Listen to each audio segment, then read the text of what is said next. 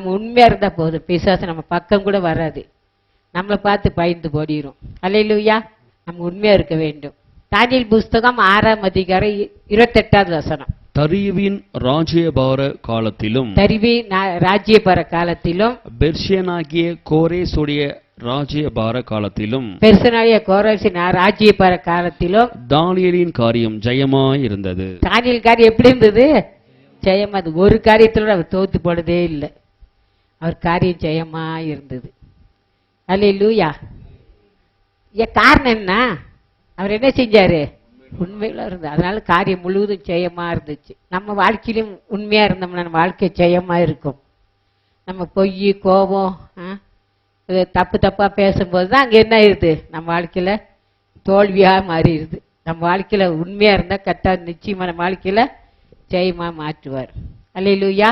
அதனால தான் ஆண்டவராகிய இயேசுக்கு சொன்னார், தேவனாய் கர்த்தர் சொன்னார், இவன் எனக்கு பிரியமானவன் சொல்லி சாட்சி கொடுத்தார். வாசித்து பாருங்க, தானியேல் புஸ்தகம் 9ஆம் அதிகாரம் 23வது வசனம். நீ மிகவும் பிரியமானவன். தானியேலுக்கு கொடுத்த தேவனாய் கர்த்தர் என்ன சொல்றாரு? நீ மிகவும் பிரியமானவன். ஆதலால் நீ வேண்டிக் கொள்ள தொடங்கின போதே கட்டளை வெளிப்பட்டது. நிறைய பேர் சொல்றேன், ஏன் என் செபத்தை கேட்கல? நான் எவ்வளவு நாள் செவிச்சிட்டு இருக்கேன், ஏன் செபத்தை கேட்கல அப்படி சொல்றோம். தானியேல் பாருங்க, கர்த்தர் ஆண்டவராகிய இயேசுக்கு சொல்லுகிறார், நீ மிகவும் பிரியமான. வேண்டிக்கொள்ள தொடங்கின போதே என்ன செஞ்சது? கட்டளை வெளிப்பட்டது. அல்லேலூயா. அப்ப நம்ம செவத்தை கேட்கலாம், உள்ளத்தை அலசி பார்க்கணும். யாரு நம்ம செவத்தை கேட்கட்ட யார் மேல தப்பு இருக்கு?